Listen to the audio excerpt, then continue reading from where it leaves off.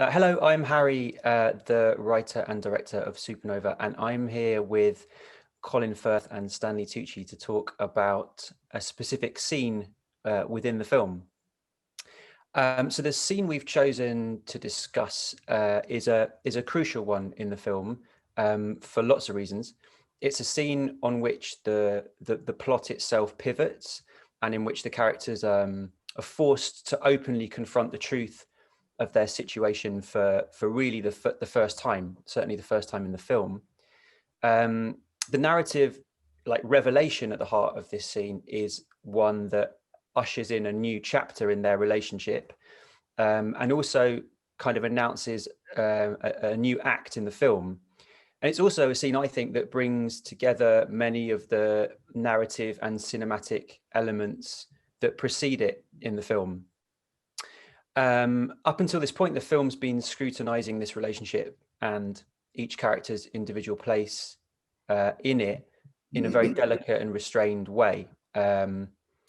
And there's always been a sense, I think, that up until this point, we're witnessing the calm before the storm, that there's a showdown on its way, whatever that's going to be. So for all of these reasons, it seemed appropriate to me as a filmmaker to try and change the visual language of this scene in the film, to shift the kind of grammar of the movie, I guess, within the context of the style of filmmaking that we're inhabiting in Supernova.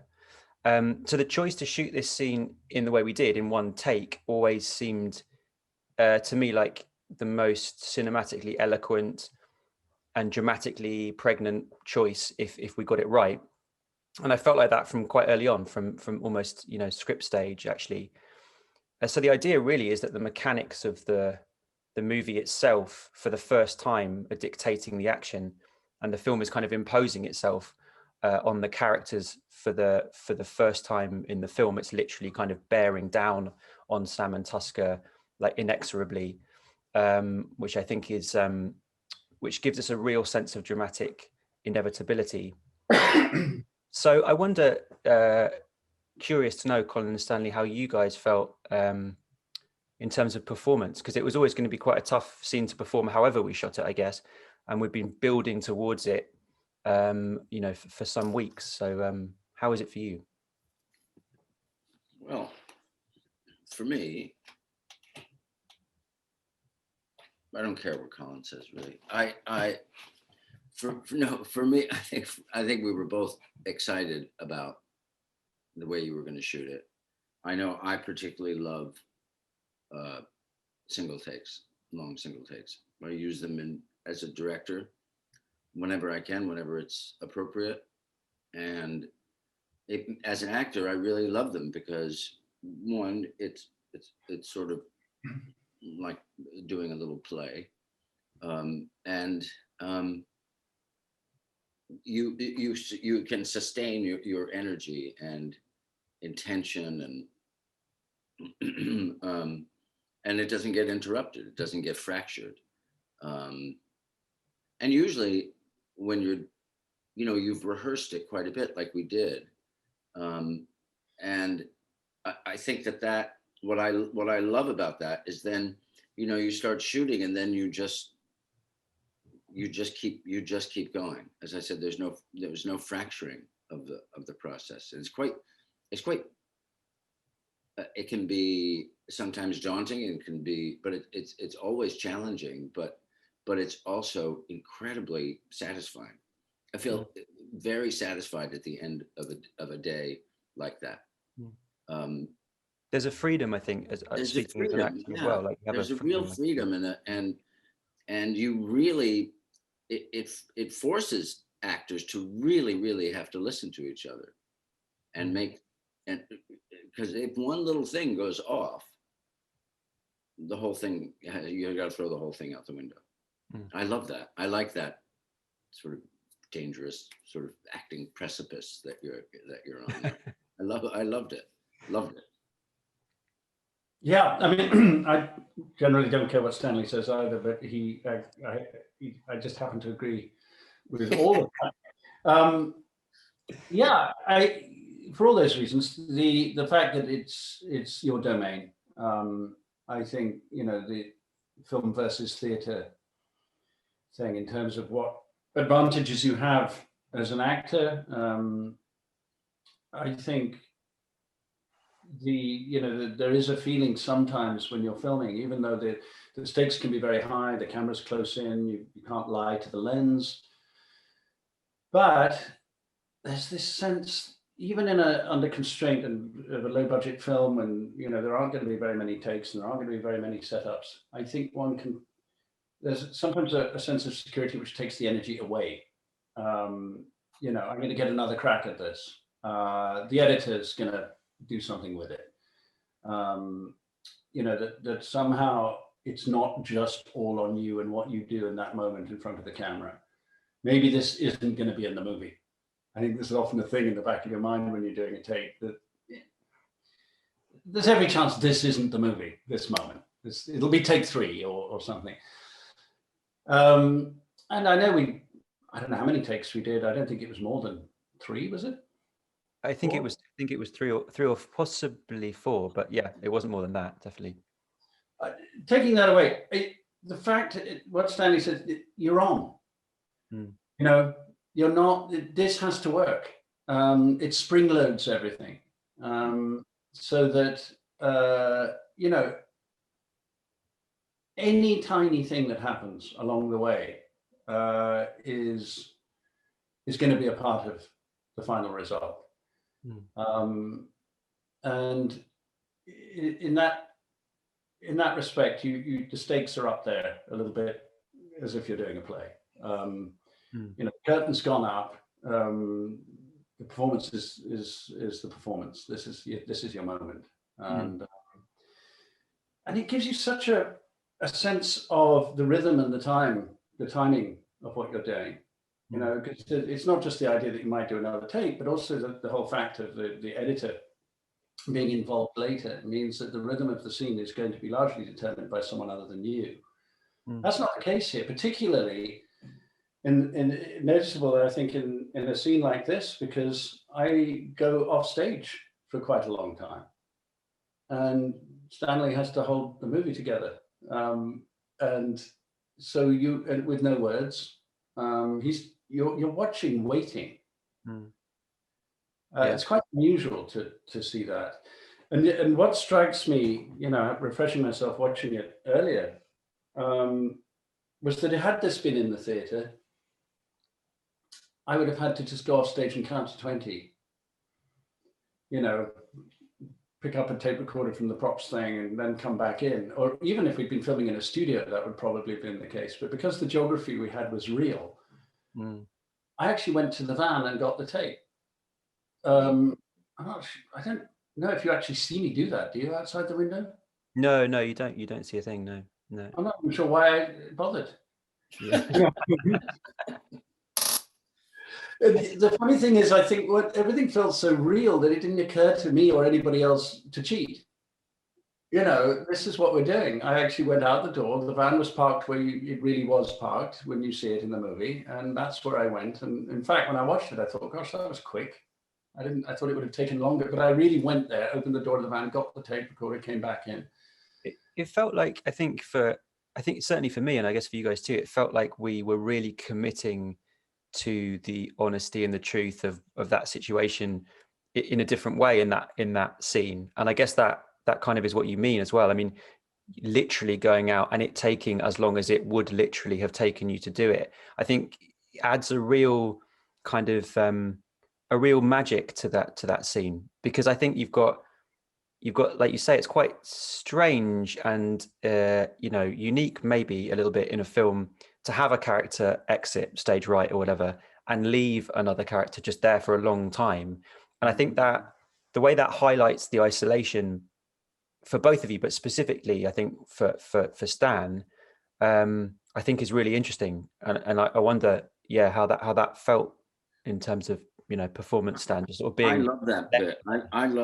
I love that bit. I love when people walk out of frame. You stay with one person. Maybe there's dialogue. You never cut to the person who's off camera. Then that person re-enters. They may even enter from another place. It's so much more interesting. It's so much more cinematic than just the positive space of I'm filming you talking, I'm filming you talking, I'm filming you talking. What this does is it really makes use of the medium in a much more interesting way. It's all that negative space when he, first of all, between us, second of all, when he walks away, that negative space becomes incredibly profound and is filled with trepidation, fear. The audience knows what's happening. I don't know what's happening. And it just gets filled up, and it's beautiful. The shot is gorgeous. And that's why because for the most part, if you're doing something in one take, an extended shot, you're going to be using the space much more than you would if you were chopping it up. It's just it's almost inevitable, unless you're super tight and going from face to face and you're just following somebody like that. But for the most part, you're really going to use the negative. You're really going to use the space. You're going to make use of the negative space much more than if you're just chopping it up. And I love that. I love that aspect of it. And for this reason, when I look at the movie, and I said this to a lot of people when we were talking, that you created this sort of Bergman-esque feeling in the film. This is incredibly hard to achieve, and this just takes it to the next level. Yeah, I think. Yeah, no, thanks. Yeah, I think it's. I mean, I don't like the film. Yeah, I thought you did a good job. Me neither. But here we are. I guess what we did do throughout the film, especially in this scene, is really, like I said, kind of really commit to the honesty and the truth of the situation. Like we didn't, when we were shooting in the van, we didn't tear the van apart and put it back together again. That. And same when we're in this cottage, those spaces are just as they are, and I think that's a really useful way of working sometimes. I certainly feel that. And this scene to me is definitely a watershed moment narratively in the film. And it felt like it needed to be, a watershed moment cinematically too, in the context of the film, because I think what it does is, well, it sets up what's to come, and what we have after this is some really meaty and emotionally intense material.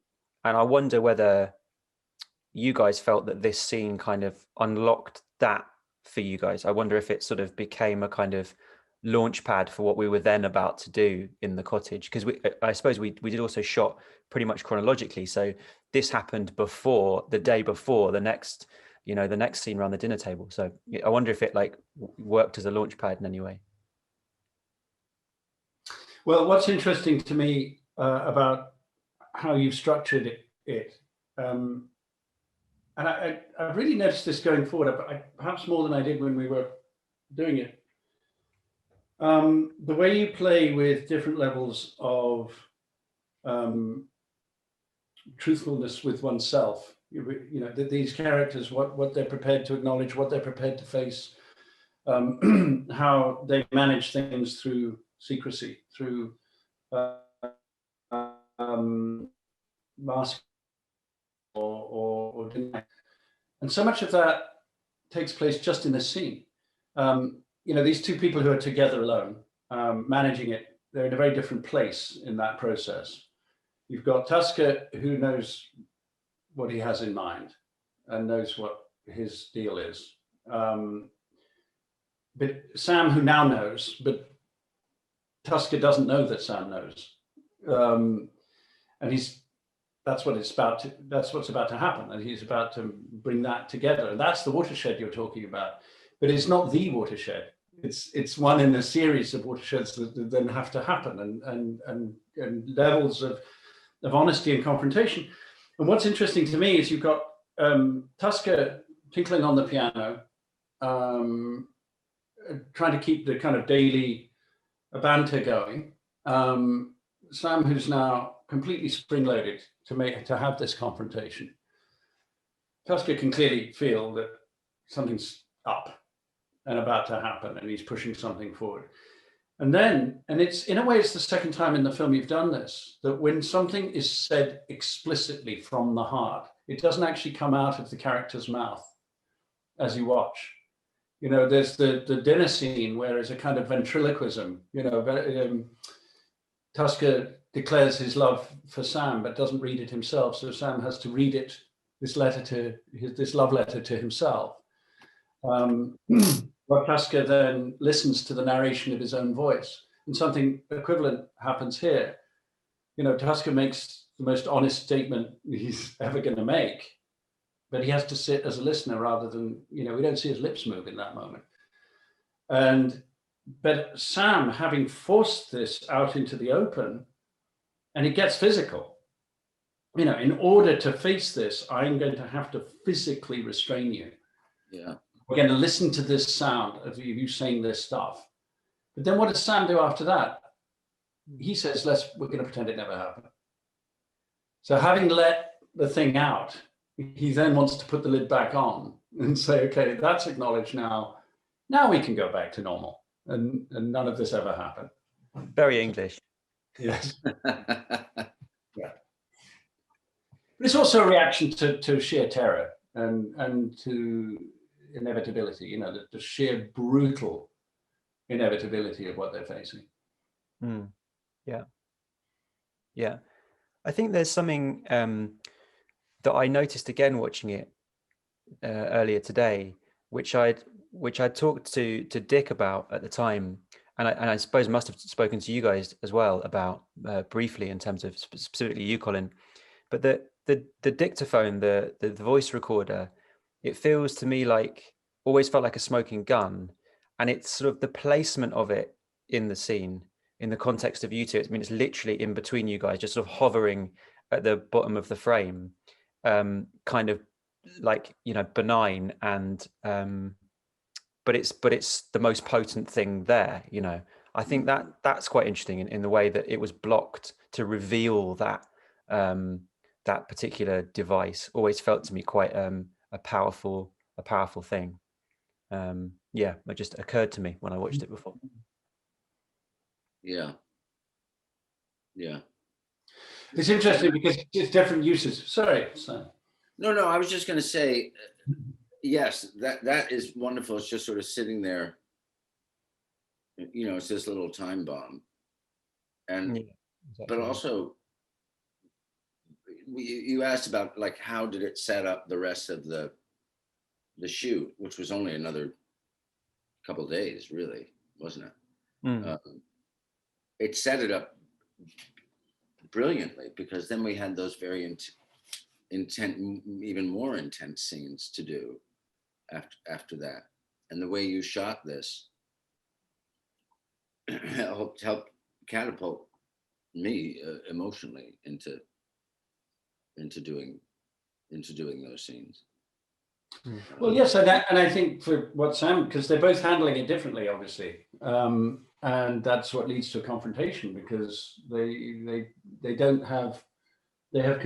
completely conflicting. They have conflicting agenda. Yeah. So the next time you see Sam, he's trying to enforce the thing he just said we're going to do. We're going to, you know, take the dog for a walk, and then we're going to sit down. We're going to have dinner, and none of this happened. And of course, had, you know, this enormous cat's out of the bag now, and you know, so Sam's now trying to follow through with that, and in this rather uneasy, hectic way, goes on a tear of being normal. No, we could go to France, and you know, this is why we bought the trailer, and we could do that, and joke, and what's that place we used to go to, and you liked it. It is pathetically unconvincing, you know. And Tusker's sitting opposite him, saying, "Look, what are you doing? What are you doing? You know, this is out now. You know, we have to face it for real." And Sam is still in the early stages of those last scenes, trying to put the cat back in the bag. Yeah, and the guy who is losing touch with reality, you know, Tusker, is the guy who knows that there can be nothing but reality now. Yeah. Because it's all going to disappear. Yeah. So you have to be as truthful as possible now. Otherwise that might not even be possible. 6 months down the line. Yeah. It's just a mess. Yeah. Well, thanks, guys. It was lovely to talk to you about it. Thank you, Harry. And It's nice to revisit it. see you soon. Next week we'll be discussing scene 93. There was no scene 93, but we're going to discuss it anyway. That's it anyway. Thank you. All right, thanks, Harry. Bye, Colin.